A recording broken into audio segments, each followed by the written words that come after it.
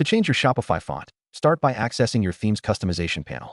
From your Shopify admin, click on Online Store, then locate your current theme and click the Customize button. This opens the theme editor, which controls your site's visual layout. Keep in mind that the available settings depend entirely on your specific theme, because not all themes provide the same level of typography control. Look for a Settings tab, often named Theme Settings, and then search for a section called Typography, Fonts, or Style. In many modern Shopify themes, you will see drop-down menus here that let you select from a curated list of system fonts and licensed fonts without touching any code. If your theme does not offer a direct font picker, you will need to edit the code to implement a custom font, which usually comes from Google Fonts. To do this, go back to your admin, navigate to Online Store, and click the three dots next to the Customize button, then select Edit Code. You will need to locate the theme.liquid file, which is the main layout file for your entire store.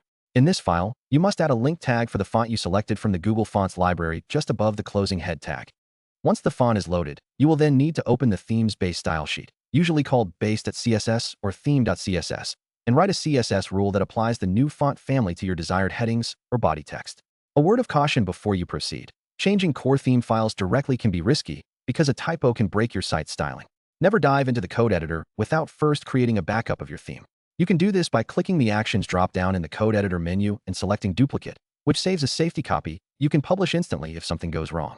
Additionally, verify that the font you choose is properly licensed for commercial use and that you are not adding too many font weights, because every additional style file slows down your store's loading speed.